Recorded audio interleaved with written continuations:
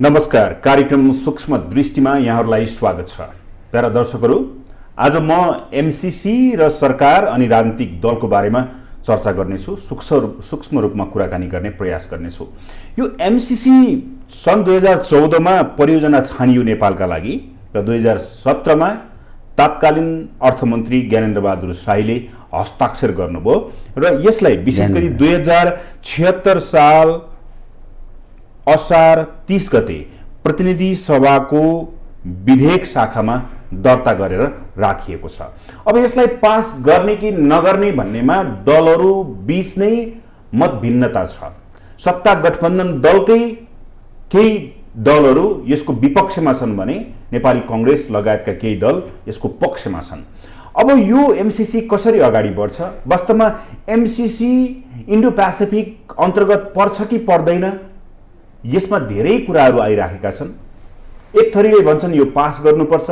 यत्रो परियोजना जो 60 अर्बको परियोजना देशका लागि लगानी गरियो भने यो समृद्धि विकासका लागि राम्रो छ भनिन्छ भने केही पक्ष यसको यो परियोजना घातक छ भनेर भनिएको छ। वास्तवमा एमसीसी के हो र यसभित्रका भ्रम र यथार्थता के हुन्? यसले के साँच्चैकै एमसीसी नेपालमा आयो भने यसले असर पुर्याउँछ? अमेरिकाले ठाडो हस्तक्षेप गर्छ? के हो त वास्तविकता? आज हामी यसै विषयमा पेरिफेरीमा रहेर कुराकानी गर्नेछौँ। आज मसँग हुनुहुन्छ राष्ट्रिय जागरण परिषद नेपालका संयोजक साध्य बहादुर भण्डारी। स्वागत छ सर। धन्यवाद। आरामै हुनुहुन्छ? आराम छु।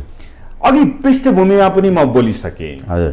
म सुरुमा एमसीसी बाटै जान्छु। हजुर। धेरै विवादहरू आइराखेका छन्। यो एमसीसी लाई तपाईले कसरी बुझ्नु भएको छ? अब यो एमसीसी के हो भने अब यसका पाटा पक्षमा कुरा गर्दाखेरि जतिखेर एमसीसी को प्रादुर्भाव भयो त्यतिखेर अमेरिकाको स्थिति के थियो भनेर हामीले बुझ्न जरुरी छ र कुन अवस्थामा अमेरिकाले यो एमसीसी लाई चाहिँ उले पारित गरेर हैन यो प्रोजेक्टलाई अगाडि बढाउने भनेर निर्णय लियो भनेर जान्न जरुरी छ। त्यो चाहिँ के हो भने विश्व परिस्थितिलाई हामीले हेर्नु पर्यो। अब संसार दुई भागमा विभाजित थियो। एउटा वार्सा प्याक्ट थियो, अर्को नाटो प्याक्ट थियो हैन। एकातिर भने अमेरिकाले चाहिँ तपाईको नाटो प्याक्टको नाटोको चाहिँ उले चाहिँ नेतृत्व लिन्थ्यो। वार्सा प्याक्टको चाहिँ तपाईको चाहिँ नि रुसले त्यसको नेतृत्व लिइरहेको थियो। त्यसले गर्दाखेरि दुईटा एकदमै प्रतिस्पर्धी अवस्थामा थिए। अब सन् 1990 को पूर्वार्ध भनौं हैन, 20औं शताब्दीको हैन अन्तिमतिर गएर चाहिँ तपाईको चाहिँ नि के भयो त भन्नुहुन्छ भन्दाखेरि त्यो रुस चाहिँ पुरा डिजल्भ भयो हैन, छिन्नभिन्न भयो र त्यसले वार्सा प्याक्टलाई पनि छिन्नभिन्न गरायो र अमेरिकाको चाहिँ तपाईको एकल ध्रुवीय हैन सुप्रिमेसी चाहिँ तपाईको विश्वमा देखा पर्यो हैन। त्यो देखा परिसकेपछि अनाहकमा पहिला त अमेरिका आफैले युद्ध छेड्यो इराकमा। अब तर अमेरिका पनि बिना शत्रु त बाँचेको थिएन संसारमा। त्यसपछि 2001 मा अब ट्विन टावर ढल्दै गर्यो अमेरिकाको, ढल्यो हैन। ढलिसकेपछि अब इराक युद्ध र ट्विन टावर ढलिसकेपछि उलाई एउटा मुटुभित्र के चोट लाग्यो भन्दाखेरि मेरा शत्रुहरू पनि कमजोर छैनन्, बुझ्नु के। अनि त्यसपछि चाहिँ अनि उले विश्वका केही मुलुकहरूलाई ध्वंस गर्ने निर्णय लियो, ध्वंस गर्ने नष्ट गर्ने निर्णय लियो, जसमा अधिकांश मुस्लिम कन्ट्रीहरू थिए। जस्तो इराकलाई ध्वंस गर्ने निर्णय लियो, लिबिया हैन। अब त्यसपछि अफगानिस्तानलाई ध्वंस गर्ने निर्णय लियो, इरानलाई ध्वंस गर्ने निर्णय लियो उले हैन। अब उत्तर कोरियालाई ध्वंस गर्ने निर्णय लियो, सिरियालाई ध्वंस गर्ने निर्णय लियो र त्यसपछि चाहिँ नि क्युबालाई ध्वंस गर्ने निर्णय लियो, म्यानमारलाई ध्वंस गर्ने निर्णय लियो। पहिला 7वटा यी राष्ट्रहरूलाई चाहिँ ध्वंस गर्ने निर्णय लियो उसले 2001 मा। सम्भवतः त्यो चाहिँ तपाईँको जर्ज बुसको छोरा कान्छो होइन ले चाहिँ जर्ज बुसको पालामा त्यो खालको निर्णय लियो। त इराकमा त युद्ध छेडिरहेको थियो नि उसले होइन। सद्दाम हुसेन अनाहक मारिएका थिए होइन। यसलाई सर्टकटमा जसलाई चाहिँ नि अब त्यसपछि चाहिँ नि के भयो त भन्नुहुन्छ भन्दाखेरि उसले एउटा ध्वंसात्मक गति अनुसार अहिले अब हामीले नजर हेर्न पर्यो। अहिले हेर्दाखेरि चाहिँ इराक ध्वंस भयो होइन। त्यहाँका बालबालिकाहरू कुपोषणका शिकार भए, युद्धका शिकार भए, बम गोला र बारुदका शिकार भए। अब तपाईँको जाने लोग्ने मानिस जति सबै अमेरिकन गोला बारुदले र बन्दुकले मारेर सिध्याइयो होइन। अब त्यसपछि चाहिँ त्यहाँका जाने महिलाहरू सबै अमेरिकन मरिनका शिकार भए होइन। अब अहिले चाहिँ जीवन पाल्नको लागि वेश्यावृत्ति गर्न बाध्य छन् त्यहाँका मानिसहरू, अफगानिस्तानका मानिसहरू।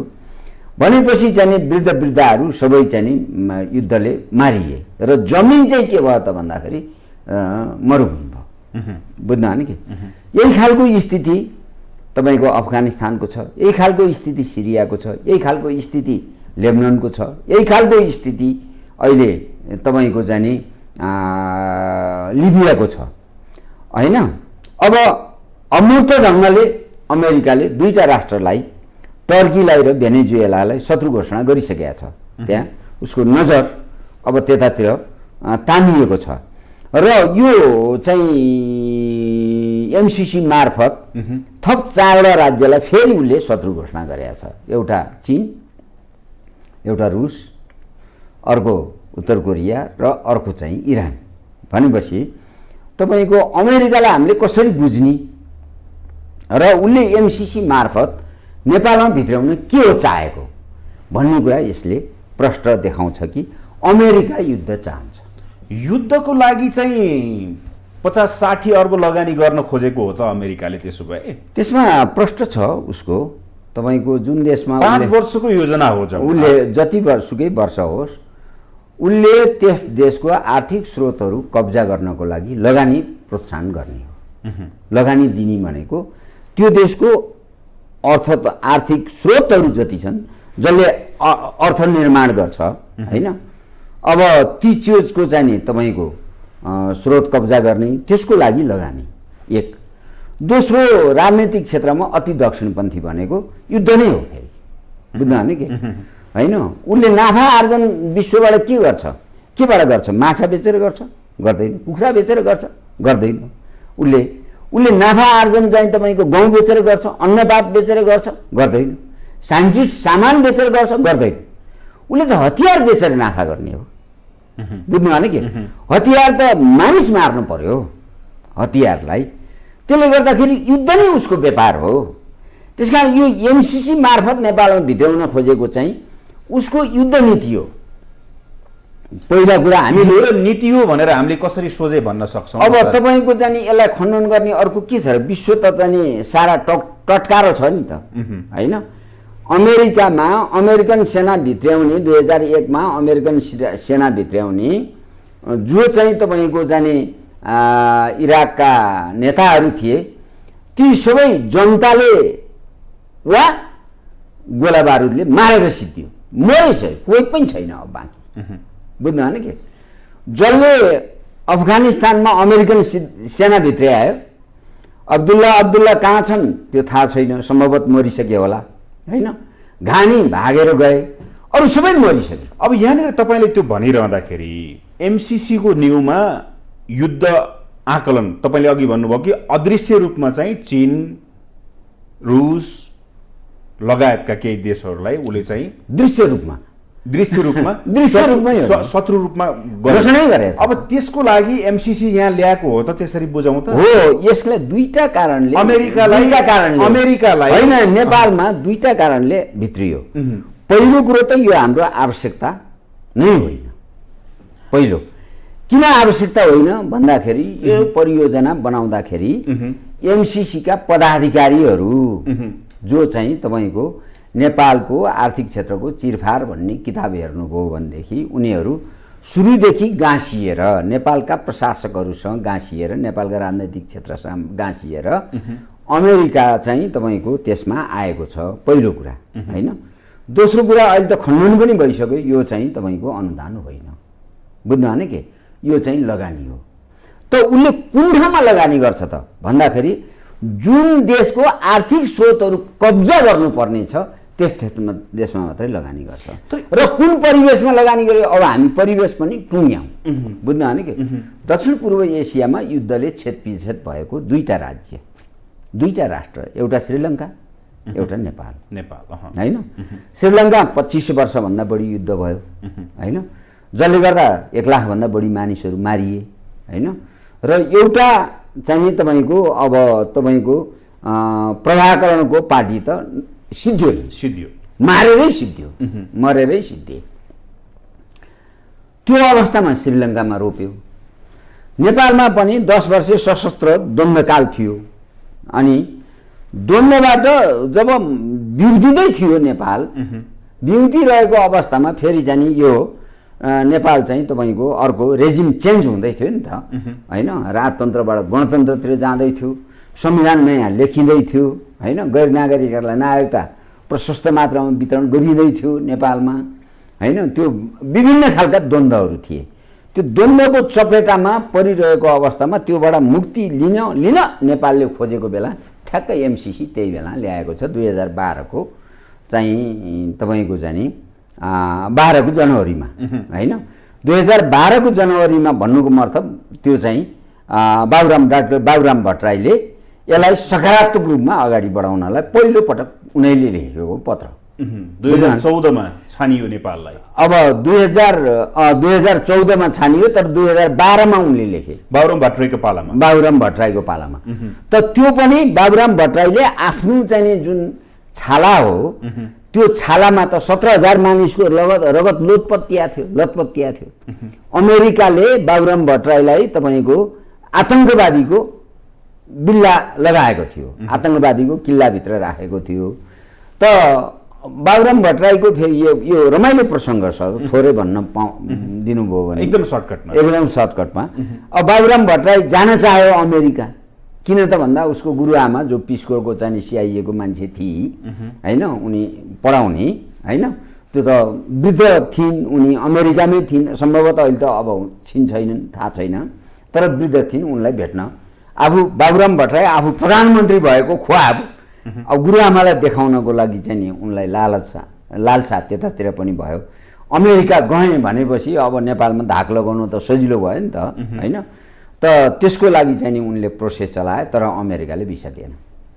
नदिएपछि अनि त्यहाँबाट चाहिँ नि केरलाको रको अर्को मान्छे जसलाई बाबुराम भट्टराईले पढाउँथ्यो, त्यही गोर्खाको लुइटेल हाई स्कुलमा पढाउँथ्यो हैन, त्यो मान्छेलाई तपाईँको SD मुनि मार्फत झिकाएर नेपालमा झिकाएर हैन, खर्च पर्च सबै आफैले दिएर नेपाल सरकारको खर्च पर्चमा त्यो केरलाको मान्छेलाई गुरुआमा उनीहरू त सँगै पढाएका हुन् नि त उहाँ भेट्न पठाइयो।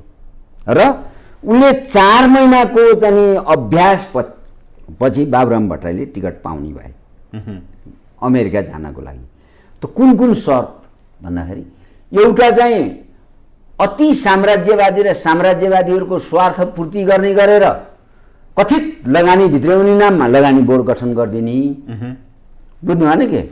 अनि दोस्रो चाहिँ एमसीसीलाई सकारात्मक ढङ्गले अगाडि बढाउने कुराको उनले प्रतिबद्धता जाहेर गरेपछि बल्ल बाबुराम भट्टराई त्यहाँ जान पाएको छ, बुझ्नु भएन के। अनि त्यसको चाहिँ बाबुराम भट्टराईको त्यो छालाको लागि हामीले देशै बेच्ने देशै सिद्ध्याउने, बुझ्नु भएन कि। एकातिर त तपाईँको अटल बिहारी वाजपेयीलाई 2002 मा अब यिनीहरूले चिठी लेखेर तपाईँले भनेको हामी मान्छौँ, भारतको हितमा हामी काम गर्छौँ भन्ने एउटा सङ्कल्प तपाईँको कबुलियतनामा अटल बिहारी वाजपेयीलाई लगेर बुझायो बाबुराम भट्टराई सहित। अहिले चाहिँ तपाईँको एमसीसी भित्राउने नाउँमा उसले चाहिँ 17,000 मानिस मारेको चाहिँ जुन खालको चाहिँ आतङ्कवादी बिल्ला थियो त्यो हटाइदियो र अमेरिका भ्रमणको लागि भिसा खुल्यो हैन। त यो यस्तो खालको नियोजित प्रक्रियाबाट यो सुरुवात भएको छ। सुरुवात त्यहाँबाट भयो। तर भन्नेले त के भन्छन् भने अघि तपाईँले भन्नुभयो कि यो नियोजित छ, हो, देशका लागि हित छैन, तपाईँले त्यो भनिराख्नु भएको छ। तर भन्नेले भन्छन् नि समृद्धिको सुरुवात गर्नको लागि हामीले आएको अनुदानलाई किन छोड्ने भन्ने पनि त छन् नि। एक समृद्धि केमा हुन्छ अरे मैले सोध्न खोजेँ तपाईँलाई कि अमेरिकाले अब घोषणा गरिसक्यो यो लगानी हो एक हैन। अब हामीले राष्ट्रघात देखेको कुन कुन ठाउँ हो पहिला, र नेपाल समृद्ध कसरी हुन्छ बुझ्न भने के। अब त्यो आएपछि जबकि अहिलेको मूल्यमा 34 अरब चान्चुन 50 अरब अथवा 50 करोड डलर, जसको अहिले चाहिँ तपाईँको 62 अरब जति होला नेपाली, 60-62 अरब होला 130-35 को हिसाब गर्ने, 125-30 को हिसाब गर्दाखेरि 60-62 अरब त्यो हुन्छ हैन। त्यो त उसको लगानी भयो, त्यो अनुदान होइन है। अब त्यो लगानीमा नेपालले 13 करोड डलर चाहिँ एमसिसीलाई अनुदान हो, त्यसको हिसाब हुन्न, त्यो चाहिँ अनुदान हो है। नेपालले हाल्ने 13 अरब जसको अहिलेको मूल्य बजार मूल्य भाउ 17 अरब जति हुन्छ, 13 करोड डलरको, त्यो चाहिँ एमसिसीलाई अनुदान दिने, त्यसको हिसाब छैन कहीँ पनि। त्यो त त्यसैमा इन्क्लुड गर्ने भनेको छ, इन्क्लुड कहीँ पनि हुँदैन तपाईँको त्यो हिसाब। भोलि चाहिँ नि अमेरिकाले के कुराको प्रतिबद्धता जाहेर गरेको छ भने यो संसदबाट पास नहुन्जेलसम्म यो लागू हुँदैन एक। दोस्रो कुरो संसदबाट पास भए पनि लागू हुँदैन, त्यसपछि पुनर्विचार गर्छन् उनीहरू। नेपालको संसदले पास गरेपछि नेपालको संसदले पास गर्यो, अब गर्ने कि नगर्ने भनेर अमेरिकन सरकारलाई त्यहाँ पुनर्विचार गर्ने अधिकार छ बुझ्नु भने के। त्यसकारण चाहिँ तपाईँको यसलाई नियोजित भनियो किन भन्नुहुन्छ भन्दाखेरि नेपालको विद्युत क्षेत्रमा 50 अरब मध्ये खर्च हुने 50 करोड डलर मध्ये खर्च हुने 28 करोड डलर हो, जसको अहिलेको मूल्यमा 34 अरब जति होला हैन। अब सुरुपुरो 5 अरब पुग्ने गरेर चाहिँ तपाईँको जम्मा 39 अरब रुपियाँ यहाँ खर्च गर्ने हो। नेपालको 13 अरबको त हिसाबै छैन हैन। अब 39 अरबमा तपाईँको 11 अरब त्यो रह्यो, 13 अरब अर्को जोड्दाखेरि 11-13 चाहिँ 24 अरब, त्यसको चाहिँ डलर भाउ हिसाब गर्दा 30-35 अरब रुपियाँ हुन्छ। त्यो 30-35 अरब चाहिँ सफ्टवेयरमा खर्च गर्ने हो। उनका मान्छेहरू आते जाते, प्लेन भाडा, नेपालका जाने राजनैतिक व्यक्तिहरूलाई किन्ने, तपाईँको जाने टिकट दिने, टिकट दिलाउने, सबै उनका दलालहरूलाई खर्च गर्ने ठाउँ राखेको छ उसले। त्यो 40-42 अरबको हिस्सा होला त्यो हैन। अब तपाईँको जाने नेपालमा अहिले चाहिँ तपाईँ सुनाउँदै हुनुहुन्थ्यो, विद्युत प्राधिकरणले आफैले भन्यो कि 35 अरब मैले उठाउनु बाँकी छ नेपालका पुँजीपतिहरूसँग। खर्च कति? 28 अरब हामीले। तपाईँ हिसाब निकाल्नु न, 17 अरब त हामीले अनुदान दिइसक्यौँ, त्यही अनुदानको पैसामा हामी 10 अरब थप्न साथ हाम्रो विद्युत लाइन त तयार भयो नि।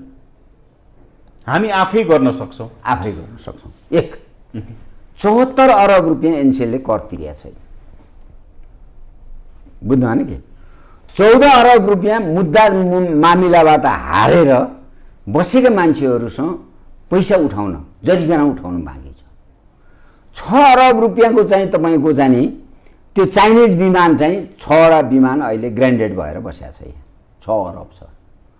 वाइड बडी विमानका अपराधीहरूलाई समाउने हो भने 6 अरब राज्यले लिन सक्छ। 6 12 अरब, 12 र 14 28 र 17 26 अरब भयो। 74 अरब र 26 अरब 1 खरब भयो। त्यो 35 अरब हामीले उठाउने, 1 खरब 35 अरब त हाम्रो बजारमै चलिरहेको पैसा छ। यो राज्य उठाउनु किन लाग्दैन? हामी किन यता प्रश्न गर्दैन? अब यसमा के छ त, यसको प्रावधान पहिला हेरौँ। प्रावधानमा म आउँछु। त्यसो भए तपाईँले भनेअनुसार यति कुरा गरिरहँदाखेरि सम्झौतामा ज्ञानेन्द्रबहादुर तत्कालीन अर्थमन्त्री ज्ञानेन्द्रबहादुर कार्कीले हस्ताक्षर गर्नुभयो। त्यसपछि केपी शर्मा ओली नेतृत्वको सरकारका तत्कालीन अर्थमन्त्री युवराज खतिवडाले त्यसलाई इम्प्लिमेन्टेसन गर्ने भनेर संसदमा टेबलिङ पनि भयो। यहाँ दोषी को छ त्यसो भए? पहिलो कुरा त तपाईँको जाने यो असमान भने के हो भने त्यहाँको त जाने जोनाथन नास भन्ने जाने त्यो त उपाध्यक्षले सही गरेका छ। त्यो त एउटा कर्पोरेसन हो, कम्पनी हो, विद्युत प्राधिकरण जस्तो, टेलिकम जस्तो, हाम्रो यहाँको आयल निगम जस्तो, त्यो त एउटा कम्पनी हो। एउटा कम्पनीसँग एउटा सार्वभौम मुलुकको अर्थमन्त्रीले गएर सही गर्नु यो सबैभन्दा ठुलो त लज्जास्पद, देशको लागि लज्जास्पद कुरा हो, एउटा सार्वभौम मुलुकको लागि लज्जास्पद कुरा हो। त्यो तपाईँ हामी सबैको शिर गिरेको छ, त्यसमा निहुरेको छ, बुझ्नु भएन कि? त्यहाँबाट सुरु गरौँ कुरा। अब जाने तपाईँको ज्ञानेन्द्रबहादुर कार्कीले 14 अप्रिल 2017मा जब सही गर्यो, सही गर्दाखेरि यो पैसा लिनेहरू चाहिँ तपाईँको जाने यो चाहिँ आइपिएसको अङ्ग बन्छ भन्ने थिएन त्यतिखेर।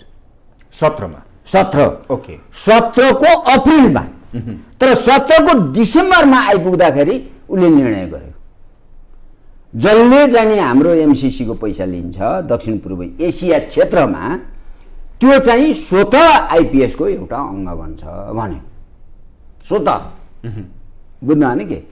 र त्यसले के प्रावधान पुरा गर्नुपर्छ भन्दाखेरि अमेरिकाको हितमा त्यसले काम गर्नुपर्छ, अमेरिकाको सुरक्षा हितमा आँच पुग्ने गरेर कुनै पनि यो लगानी प्रयोग गर्न पाइँदैन, एक होइन, त्यो कुरा उल्लेख गर्यो। दोस्रो कुरा बुझ्नु भएन कि त्यसपछि उनीहरूको सुरक्षा सम्बन्धी जति पनि बिलहरू बने अमेरिकाको सबै आइपिएसको अङ्ग बन्ने र एमसिसीको पैसा लिनेहरू आइपिएसको अङ्ग बन्छन् भन्ने कुरा टुङ्ग्यो, ल्यायो। अब फरक हामीले छुट्याउनु पर्ने के हो भने ज्ञानेन्द्रबहादुर कार्कीले गरेको सम्झौतामा देशको भूमिका छ, कानुनको पनि भूमिका छ, सर्वोच्च अदालतको पनि भूमिका छ कहीँ न कहीँ। बुझ्नु भएन के? कानुन पनि त्यसमा कहीँ न कहीँ लागू गर्ने कुरा छ। हालाकि त्यो राष्ट्रघाती छ है, फेरि मैले राष्ट्रघाती छैन भनिनँ, उसले राष्ट्रघाती दस्तावेजमै गएर सही गर्यो होइन, तर पनि राज्यको कानुनलाई नष्ट गर्ने काम गरिएको थिएन त्यतिखेर। संसदको भूमिका थियो, क्याबिनेटको भूमिका थियो, सर्वोच्च अदालतको भूमिका थियो त्यसमा होइन, नियन्त्रण गर्ने ठाउँहरू थिए, एमसिसीलाई नियन्त्रण गर्ने ठाउँहरू थिए। दोस्रो पक्ष ज्ञानेन्द्रबहादुर कार्कीले गरेकोमा। तेस्रो चाहिँ संशोधन लगाएर पारित गर्न पर्दैन थियो, ज्ञानेन्द्रबहादुर कार्कीले साइन गरेको ठाउँमा संसदमा पास गर्न। यो तीनटा कुरा फरक हेर्नुहोस् है। तर जब 21 सेप्टेम्बर 2019मा आउँदाखेरि 10वटा 20वटा डकुमेन्ट्स पारित गरिसकेका छ एमसिसी लागू गर्ने देशले, स्वतः यो चाहिँ आइपिएसको अङ्ग बन्नुपर्छ अथवा इन्डो पेसिफिक रणनीतिको अङ्ग बन्नु, उसको सैनिक रणनीतिको अङ्ग बन्नुपर्छ भनेपछि हाम्रो परराष्ट्र सम्बन्धी जो नीति छ त्यो नै त्यहाँ सिद्धियो। किन परराष्ट्र नीति त हाम्रो असंलग्न हुने भन्ने हो, कसैसँग संलग्न। अब त्यो आइपिएसको अङ्ग बनिसकेपछि त यो त संलग्न भयो। कसको संलग्न भयो भने अमेरिकन क्याम्पको, अमेरिकन सुरक्षा संयन्त्रको संलग्नता भयो। भारत संलग्न भइसकेको छ, बुझ्नु भएन कि? पहिल्यै भइसकेको छ, उसको बेको सम्झौताले भइसकेको छ। भारत चाहिँ सुरक्षा सम्बन्धीको कारणले भइसकेको छ सम्झौताले अमेरिकाको। अर्को चाहिँ तपाईँको चाहिँ त्यो चाहिँ क्षेपणास्त्र प्रतिरक्षा प्रणालीमा भारतले सही गरेको छ, त्योबाट पनि अमेरिकन सुरक्षा अङ्गको एउटा चाहिँ तपाईँको अमेरिकन सुरक्षा अङ्गको चाहिँ त्यो चाहिँ एउटा पार्टनर बनिसकेको छ भारत, तर नेपाल त बनाएको छैन। अब एउटा सम्झौता त ज्ञानेन्द्रबहादुर कार्कीले गरे, त अर्को सम्झौता किन गर्ने? एउटै पैसाको लागि दुईटा सम्झौता किन? फेरि केपी ओली सरकारमा आइसकेपछि षड्यन्त्रमूलक ढङ्गले यो काम भएको छ सबै काम। किन त भन्नुहुन्छ भन्दाखेरि पहिलो कुरो त तपाईँको शेरबहादुर तामाङ त कानुन पढेको मान्छे, फेरि एमाले भित्रको पनि माधव नेपाल खेमाको मान्छे होइन। अब चाहिँ तपाईँको चाहिँ यो एमसिसीलाई संसदमा लाने कुराको चाहिँ तपाईँको चाहिँ अनुमोदन गराउनु पर्दाखेरि कानुन मन्त्रालयभित्र त शेरबहादुर तामाङ छ होइन। शेरबहादुर तामाङले चाहिँ तपाईँको चाहिँ यसलाई विरोध गर्न सक्छ भनेर पहिलो कुरो शेरबहादुर तामाङलाई हटाए हेर्नुहोस् कानुन मन्त्रालयबाट। अनि आफ्नो अनुकूलको सचिव लिएर आए त्यहाँ र अनि यसमा यो पछि जब चाहिँ तपाईँको यो चाहिँ यो षड्यन्त्रमा केपी ओली सामेल छन् भन्ने भयो देखिएपछि त यो त देशको लागि त जे पनि गर्न सक्ने मान्छे रहेछ क्या होइन। त्यो ठाउँमा उहाँ पुग्नु भइसकेको रहेछ होइन।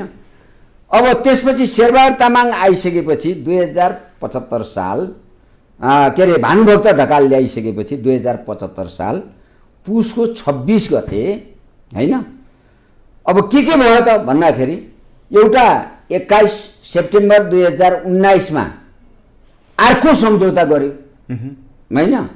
जुन सम्झौतामा तपाईँको ज्ञानेन्द्र बहादुर कार्कीले गरेको सम्झौताका कतिपय कैयौँ प्रावधानहरू हटाइएका छन्, त्यसलाई हटाइएका छन् र नयाँ प्रावधानहरू राखिएका छन्। त्यो नयाँ प्रावधान के छ त भन्दा ज्ञानेन्द्र बहादुर कार्कीले गरेको सम्झौता भन्दा लाखौँ गुणा राष्ट्रघाती छ नयाँ प्रावधानहरू जो अहिले तपाईँले खोल्नुपर्छ। भनेपछि यसरी बुझौँ। अब दोस्रो कुरा बाबुराम भट्टराईले सुरुवात गरेको एमसिसीको सुरुवात सामान्य थियो यसरी बुझौँ। सामान्य थिएन, ओके त्यहाँ सामान्य थिएन। उसको छाला चाहिँ हेगमा ल्याएर काटिन्छ भनेर त्यो जोगाउनको लागि राष्ट्रलाई धरौटी राखेर गरेका थियो बाबुराम भट्टराईले। सुरुवाती त्यहाँबाट भयो। त्यसलाई अझै राष्ट्रघाती गराउने काम कोबाट भयो त? त्यसलाई अझै राष्ट्रघाती बनाउने काम शेरबहादुर देउवाबाट भयो होइन।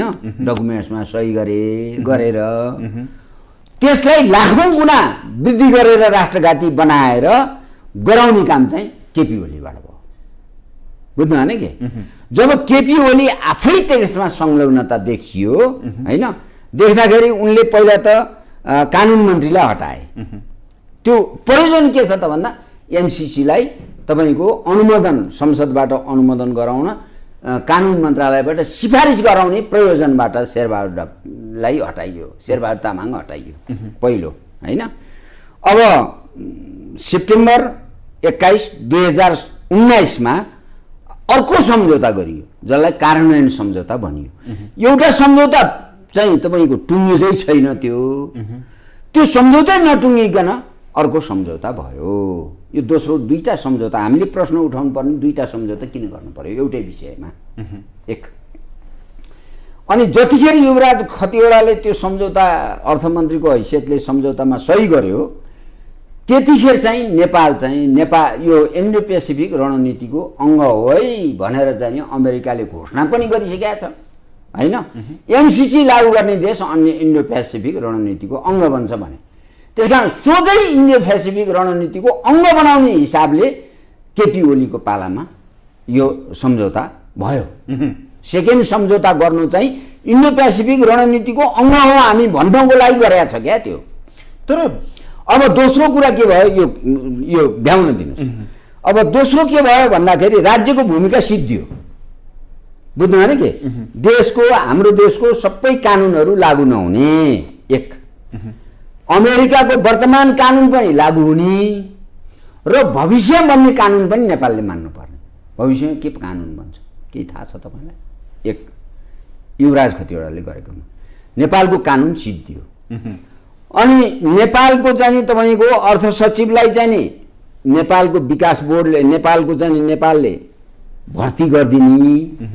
बुझ्नु भने के भर्ती गरिसकेपछि त्यसको निर्देशन चाहिँ कसको हुने त भन्दाखेरि एमसिसीको निर्देशन हुने। एमसिसी बोर्ड गठन चाहिँ नेपालले गरिदिने।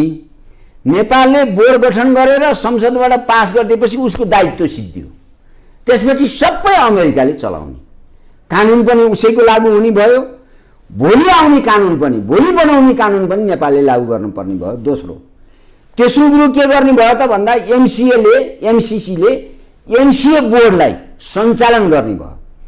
उत्तरदायित्व उसको एमसिए बोर्डप्रति हुने भयो। तर बोर्ड मेम्बर अनि बोर्ड पढ्नुहोस् है, त्यो बोर्ड चाहिँ के हुने भयो त भन्दा बोर्डले जे खालको निर्देशन नेपाल सरकारलाई गर्छ त्यो बाध्यकारी छ। फेरि नेपाल सरकारले एमसिसीले बोर्डलाई निर्देशन गर्छ, एमसिएलाई निर्देशन गर्छ, एमसिएले गरेको नेपाल सरकारलाई जुन सुझाव दिन्छ त्यसलाई निर्देशनको रूपमा नेपाल सरकारले परिपालना गर्नुपर्छ। ओके, परिपालनै गर्नुपर्छ। यो दोस्रो कुरा भयो। तेस्रो के भयो भन्नुहुन्छ भन्दाखेरि त्यो लप्सीफेदीदेखि बुटोलसम्म अथवा भैरहसम्म जति टावर बन्छन् र जति जमिन चाहिँ अधिग्रहण हुन्छ त्यो सबै अमेरिकाको सम्पत्ति भयो। त्यो तपाईँ चलाउनु पाउनुहुन्न, नेपाल सरकारले चलाउनु पाउँदैन बिना एमसिसीको स्वीकृति बेगर। तपाईँ जमिनमा टेक्न पाउनुहुन्न, त्यहाँ चाहिँ तपाईँको केही काम गर्यो भने एमसिसीको स्वीकृति चाहियो। अनि त्यो चाहिँ टावर तपाईँले प्रयोग गर्न पाउनुहुन्न, त्यो टावर उसैको श्री सम्पत्ति भयो। सडक उसले बनाउने त्यो उसैको श्री सम्पत्ति भयो। बुझ्नु भएन के? 5 वर्षपछि त एमसिसी जान्छ, यसलाई 5 वर्षको लागि समृद्धिको लागि आएको प्रोजेक्ट हो भनेर भनिन्छ नि। मैले समृद्धि कहाँ चाहिँ भने क्या, मैले बाटो बिजुली भन्दाखेरि त समृद्धि बाटो बनिरहेको ठाउँ हो। शिव खोलादेखि 400 किलो भोल्टको लगभग 300 किलोमिटर प्रसारण लाइन निर्माण गर्ने भनेपछि त त्यो नेपालले निर्माण गर्ने, नेपालले पाउने होइन क्या। सम्पत्ति नै तपाईँको नभएपछि र प्रयोग गर्न तपाईँले नपाएपछि तपाईँले किन पाउनुभयो? कसरी आयो त्यो? जब त्यही बुँदामा लेखिएको छ कि त्यो फेरि कहिलेसम्मको लागि हुने? अनन्तकालसम्मको लागि हुने। त्यो 5 वर्ष त उनीहरूले बनाउने टार्गेट भयो, तर 5 वर्षभित्र 4 वर्षभित्र पनि बनेन, 5 वर्षभित्र पनि बनेन भने उसको लगानी त सिद्धियो, तर नेपालको 13 अरब खोइ कहाँ गयो? अमेरिकाले 2 रुपियाँ दाम खर्च गरेको छैन अहिलेसम्म, बहस मात्रै। ल खाएर ठिक छ। बुझ्नु भने कि पाउनुहोस्, अहिले त 5 अरब भन्दा बढी त खर्च भइसक्यो नि। किन त भन्दाखेरि अमेरिकाको लागि हामीले जग्गा किन्ने नि। यहाँ अहिले तपाईँको जग्गा किनिरहेको छ तपाईँको जाने नुवाकोटमा, त्यो नेपालले हाल्ने 13 अरबबाट खर्च गरेर गरिरहेछ होइन। अमेरिकाले त लेखेकै छ कि नेपालको संसदले पारित नगरेसम्म हामी 2 पैसा नि लगानी गर्दैनौँ। लगानी गर्नुपर्छ कि गर्नु पर्दैन भन्ने कुरा त्यो पारित गरेपछि मात्रै निर्णय गर्छौँ भनेको छ उसले। त तपाईँ पारित गरेर नि पैसा पाउने होइन, त्यो त फेरि उसले पुनर्विचार गर्छ होइन। त्यसले गर्दाखेरि हामीले यो पैसा हाम्रो देश खाने पैसा हो, मुलुकको सार्वभौमिकता मिल्ने पैसा हो। अब तपाईँले अर्को मैले भने तपाईँ नेपालको कानुनै नभएपछि नलागेपछि उसले के गर्न खोजेको छ त भन्दा फेरि एमसिसी परियोजना लागू गर्नको लागि उसले नेपालीलाई मात्र दिने भनेको छ। संसारका जुनसुकै देशका मानिसहरू पनि यहाँ आउन सक्ने भए। बुझ्नु भने के? विदेशीहरूको क्रीडास्थल हुने भयो नेपाल त। बुझ्नु भने कस्ता मानिस आउँछन्?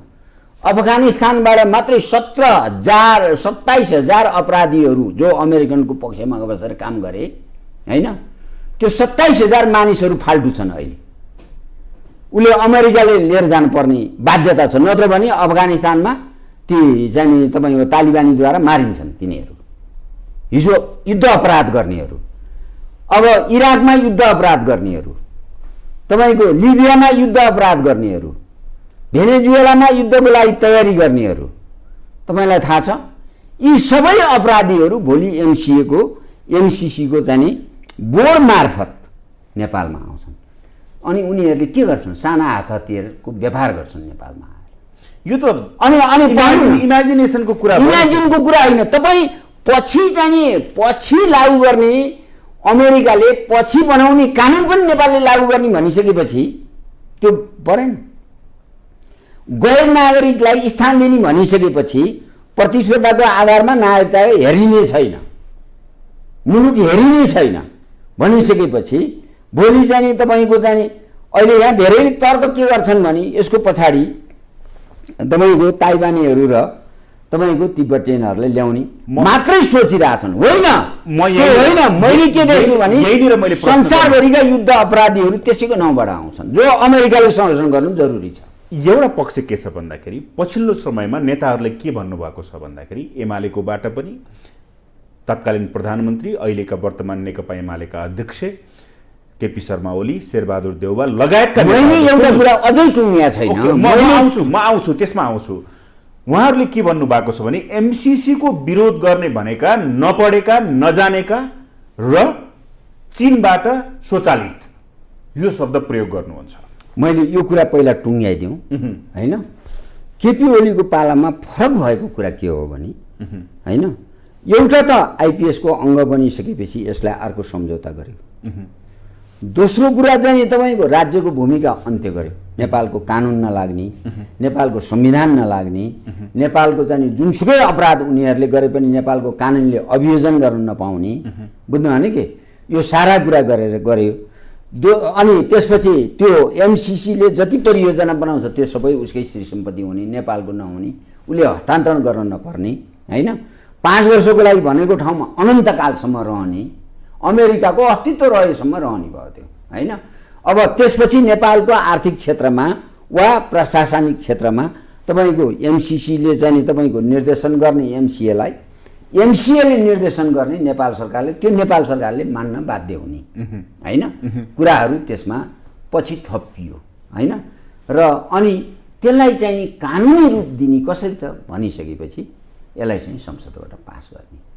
अनि 2075 साल पुसको 26 गते तपाईँको कानुन मन्त्रालयको सचिव स्तरीय निर्णय गरेर त्यो पनि राज्यलाई, राज्यको अखण्डतामाथि कहीँ प्रश्न उठ्ने कुरा छ भने 2/3 पारित गर्ने हो नि, बहुमतले पारित गर्न सकिन्छ भनेर कानुन मन्त्रालयबाट भानुभक्त ढकालको नेतृत्वमा हुँदाखेरि त्यो सिफारिस गर्यो। ल सिफारिस गरेपछि फेरि अर्को षड्यन्त्र, त्यो सिफारिस गरिसकेपछि त्यो सचिवलाई प्रमोसन गरियो। सचिव स्तरीय निर्णय गरिएको छ नि, उसलाई न्यायाधीशमा प्रमोसन गरेको छ। हाम्रो देश हेर्नु त तपाईँको केपी ओलीले के गरे, त्यसपछि चाहिँ तपाईँको 7-8 वटा गोप्य सम्झौता छ। कति घातक छ अहिलेसम्म प्रकाशित भएको छैन। त्यसभित्र पनि सम्झौता, त्यसभित्र पनि अरू सम्झौता छ। त्यसकारण तपाईँहरूले यो घातक छ भने त्यति मात्रै होइन, अझ तपाईँको खोल्न पर्ने 2076 साल असार 30 गते संसदमा लाँदाखेरि त्यो गोप्य सम्झौता र कार्यान्वयन सम्झौता लिएर जानु पर्थ्यो नि संसदमा। ज्ञानेन्द्र बहादुर कार्कीले गरेको पो लिएर गयो त त्यहाँ। भनेपछि त ज्ञानेन्द्र बहादुर कार्कीले लिएर गएको त होइन, ज्ञानेन्द्र बहादुर कार्कीले सिग्नेचर गरेको चाहिँ संसदलाई ढाँट्ने गरेर सम्झौता अर्को गरिसक्यो।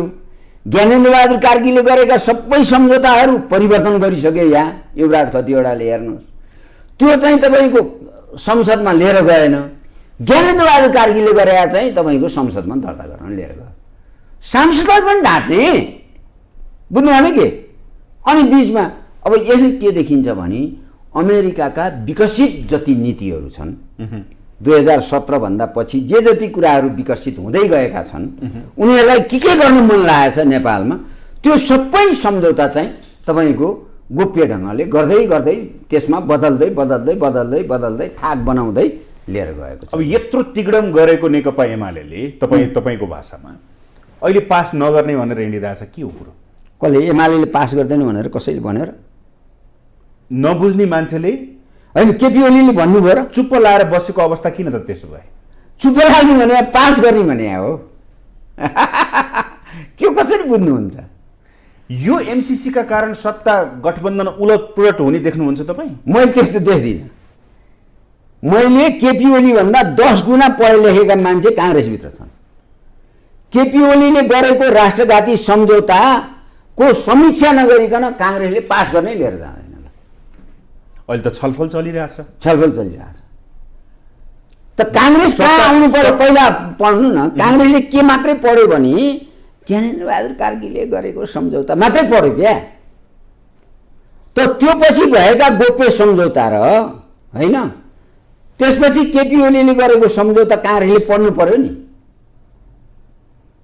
त्यो त सबै सम्झौताको अंग हुन्छ भनिएको छ। बुझ्नु भने के होइन। तर सत्ता गठबन्धन भित्रै पनि एमसीसीको विषयमा केही दलहरू चाहिँ पास गर्न हुँदैन भन्ने पक्षमा छन्, काङ्ग्रेस पास गर्नुपर्छ भन्ने पक्षमा छ। यसले गर्दाखेरि के देखिन्छ काङ्ग्रेसभित्र तपाईँको जाने त्यस्तो धेरै जाने पास गर्नुपर्छ भनेर मरिमेट्ने छैन। प्रधानमन्त्री स्वयं भनिराख्नु भएको छ। त्यो एउटा कुरा हो। तपाईँको केपी ओलीले त कतिसम्म षड्यन्त्र गर्नुभयो भन्नुहुन्छ भने 3 पटकसम्म पास गर्न कृष्णबहादुर महरालाई भन्नुभयो। कृष्णबहादुर महराले यो घातक छ, यसलाई सम्झौतालाई बदल्नुपर्छ, देशमा अब पार्टीभित्र छलफल चलाउनुपर्छ, पार्टीले जे खालको निर्देशन गर्छ त्यही गरौँ भनेर चाहिँ भन्नुभयो। भने बापत कृष्णबहादुर महरालाई अभियोग लगाए र उसको जाने व्यक्तित्वमाथि आघात पुर्याउने काम गरे। रिजन यही एमसीसी नै हो। एमसीसी नै हो। बुझ्नु भने कि होइन। एमसीसीकै कारणले ऊ जस्तो पनि घात गर्न तयार भयो मान्छे हो क्या। बुझ्नु भने के ऊ भनेको को केपी कमरेड चाहिँ जस्तो घात गर्न पनि तयार र जति सबै धोकाबाज फेरि जाने।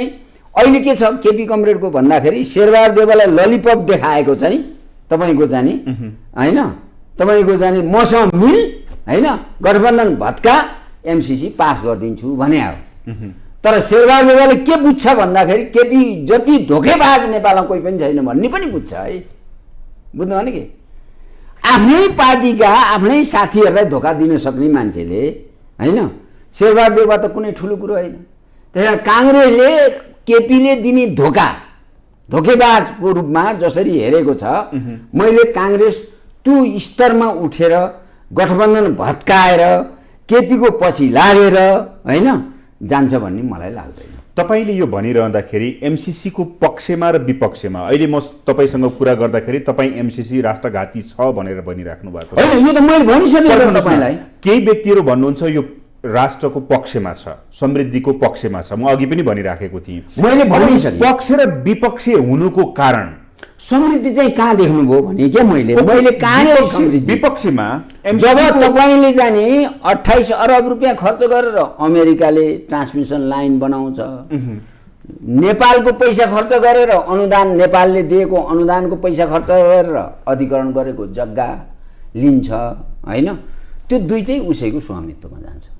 त्यो त अमेरिकाको स्वामित्वमा गयो, त्यो अनन्तकालसम्म गयो। फेरि त्यति मात्रै होइन, तपाईँले त्यो ट्रान्समिसन लाइनको तल एमसीसीको मात्रै बोर्ड राख्न पाउनुहुन्छ, नेपाल विद्युत प्राधिकरणको बोर्ड पनि राख्न पाउनुहुन्न। यो भनिरहँदाखेरि मैले एउटा प्रश्न गर्न खोजेको, बाहिरी केही व्यक्ति मानिसहरू भन्छन् कि चीनको डिजाइनमा जुन बीआरआई पक्षका व्यक्तिहरूले यसको विरोध गरिरहेका छन्। हामी निश्चित रूपमा हामीले दुईटा कुरा ख्याल गर्नुपर्छ। बुझ्नु भने कि चीन हाम्रो अभिन्न मित्र हो, छिमेकी पनि हो। नेपाल 70 सालदेखिको अमेरिकाको सम्बन्ध पनि त नजिकको सम्बन्ध होला नि त। अमेरिका हाम्रो 7 समुद्र पारी हो। अमेरिकाका नागरिकहरूलाई हामीले सुरक्षा दिनुपर्छ। बुझ्नु भने कि अमेरिकाको नेपालमा विकास निर्माण गर्ने चाहनाको हामीले स्वागत गर्नुपर्छ। हस्तक्षेपको चाहनाको हामी स्वागत गर्न सक्दैनौँ होइन। तर चीन हाम्रो लागि कहिले पनि हस्तक्षेपकारी भएन। तपाईँले देख्नुभयो नि, दक्षिण पूर्व एसियामा भारतले कश्मीर खायो, पाकिस्तानमाथि आतङ्क थोपरेको छ होइन, पाकिस्तान टुक्र्याइदिएको छ, मालदिव्समाथि सेना लगाएर राखेको छ भारतले, भुटानलाई आफ्नो नियन्त्रणमा लिएको छ, पूर्वको हाम्रो सिमाना भएको सिक्किम खायो भारतले। बुझ्नु भने कि तर हामीलाई चीनले हस्तक्षेप गरेन, बरु के गर्यो, ब्रिटगुडी कार कारखाना बनायो जो अहिले 20औं 50औं अरबको हुन्छ। त्यो श्री सम्पत्ति। अनि पूर्व पश्चिम राजमार्गमा उसले सहयोग पुर्यायो। पृथ्वी राजमार्ग बनायो 200 किलोमिटरको, जो 50औं खरब रुपियाँ अरबको हुन्छ होइन। बाहिरी र भित्री चक्रपथ बनायो नेपालमा होइन। तपाईँको बाँसबारी छाला जुत्ता कारखाना बनायो, ट्रली बस चलायो यहाँ चाहिँ तपाईँको जाने बेनी जोङसुम राजमार्ग बनायो उसले। अहिले तपाईँको जाने हेटौँडा कपडा कारखाना बनायो, बुटोल धागो उद्योग बनायो, लुम्बिनी चिनी कारखाना बनायो नेपालमा। नेपालको चाहिँ तपाईँको जाने अहिले कोटेश्वरदेखि त्यहाँसम्म बाटो विस्तार गर्यो। अहिले त्यहाँबाट फेरि 8 लाइनको बाटो विस्तार गर्दैछ नेपालमा। बनेपामा आइटी पार्क बनायो। अनि यहाँ चाहिँ तपाईँको जाने सिभिल हस्पिटल बनायो नेपाली जनताको लागि। तर काहीँ चिनिया मानिसहरू त्यहाँ रुकेका छन्, काहीँ चिनियाहरूको चाहिँ त्यहाँ चाहिँ स्वामित्व हुन्छ भनेर काहीँ लेखिएको छ? लेखिएको छैन। तर अमेरिकाले के बनायो म तपाईँलाई सोध्छु, के चाहिँ बनायो अमेरिकाले? नेपालको आर्थिक क्षेत्रमा र राजनैतिक क्षेत्र भन्नु आर्थिक क्षेत्रमा नेपाल विकास हुने तहमा अगाडि जानको लागि अमेरिकाले के बनायो? केही बनाएको छैन। अब तपाईले सोध्नुभयो बीआरआई र इन्डो पेसिफिकमा के फरक छ, अन्तर छ, यही हो तपाईले सोधे हो। बीआरआई को वकालत गर्नेले एमसीसी को विरोध गरिरहेको हो। हामी बीआरआई को वकालत गरे हैन, हामी विकासको वकालत गर्छौं। बीआरआई मार्फत 9वटा परियोजना नेपाललाई सबै आर्थिक क्षेत्रसँग परिचालित हुन्थे। बुझ्नु भएन कि रसुवा धुन्चेदेखि लिएर नेपालसम्म रेलवे लाइन काठमाडौँसम्म ल्याउँदाखेरि चिनिया बजारमा हाम्रा सामान बिक्री हुन्थे। त्यसले त हामीलाई आर्थिक लाभ हुन्छ। बुझ्नु भएन कि अनि 3वटा जाने तपाईको चाहिँ बन्दरगाह चीनसँग चाहिँ हामीले प्रयोग गर्ने र 4वटा बन्दरगाह नेपालमा उसले बनाउने सम्झौता भयो। त्यसले त हामीलाई नै फाइदा पुग्छ। बुझ्नु भएन कि चीन त 14वटा देशसँग काम गरिरहेछ त उसले हैन। त्यो त हाम्रै आर्थिक हितको लागि छ। भारतले नाकाबन्दी लगाउँदाखेरि चिनिया बाटो भएर हामीले पेट्रोलियम पदार्थ ल्याउँथ्यौँ, नेपाली जनताको चाहिँ सुकेको अनुहारमा मुहार फेर्न सकिन्छ। त्यो हाम्रै लागि आवश्यकता छ। बुझ्नु भएन कि तर निर्माण र ध्वंस संसारमा चलिरहेछ है। अमेरिका भने ध्वंसात्मक शक्ति हो। अहिले ध्वंस गर्ने निर्माण गर्दैन उसले। उसले कहाँ निर्माण गर्यो म देखाउँछु तपाईलाई। दक्षिण कोरियामा निर्माण गर्यो। तर दक्षिण कोरियामा मानिसहरू अहिले श्रीमती नपाएर नेपालमा खोज्न आउँछन्। त्यहाँका सबै आइमाईहरूलाई अमेरिकन सेनाहरूले बेस्या बनाइदियो। अनि भर्जिन केटीहरू आफ्नो देशमा छैन, नेपालबाट बिहा गरेर लिएर जान्छन्। म्यारेज ब्युरो खोलिरहेको छ नि अहिले नेपालबाट बिहा गरेर लिएर जानको लागि। तपाईको त्यस्तो खालको विकास हामीले खोज्या होइन। त्यस्तो खालको डोमिनेट उसका सेना अहिले बसिरहेछ दक्षिण कोरियामा। के दक्षिण कोरिया स्वतन्त्र छ? के तपाईको फिलिपिन्स स्वतन्त्र छ जहाँ अमेरिकन सेनाहरू बस्छन्? के चाहिँ तपाईको जाने जापान स्वतन्त्र छ तपाईको जाने जहाँ अमेरिकन सेना बस्छ? त्यो जहाँ अमेरिकन सेना बस्छ त्यो त स्वतन्त्र मुलुक होइन।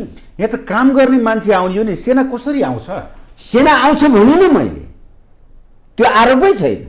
तर भोलि टावर चाहिँ नेपाली सेनाले चाहिँ तपाईको सुरक्षा दिन सकेन भने एउटा मात्रै बिल पास गरे पुग्छ अमेरिका। त्यसो भए पछिको कानुन पनि लागू गर्ने भनिसकेपछि हैन, भोलि आउने कानुन पनि म लागू गर्छु है भनेर तपाईले सही गरिसकेपछि त हैन, नेपालमा चाहिँ सुरक्षा सेना चाहिँ नेपाली सेनाले हामीलाई सुरक्षा दिन सकेन भनेर एउटा बिल त्यहाँ पास गरेपछि यहाँ अमेरिकन सेना आउँछ। त्यसपछि अन्त्यमा बताइदिनुस्, अन्य विषयमा जानै पाइएन, एमसीसीमै रहियो। हजुर। त्यसो भए अहिलेका राजनीतिक दल, सरकार र आम नागरिकले एमसीसी को बारेमा जुन टीका टिप्पणीहरू भइरहेका छन्, पक्ष विपक्षमा जुन वकालतहरू भइरहेका छन्, प्रसङ्गहरू निस्किरहेका छन्, यसको निष्क्रिय न्युट्रल रूपमा समाधान के हो त? लिनुपर्छ, लिनु पर्दैन? न्युट्रल समाधान के हो भने अहिले नेपालमा पनि अहिले हामी विरोध गर्नेहरू, नेपालमा विरोध गर्नेहरू यो हामी चाहिँ तपाईको अहिले चाहिँ प्रचार प्रसारकै एउटा अवधिमा छौँ। बुझ्नु भने कि एक्सनल प्रोग्राममा छैनौँ हामी।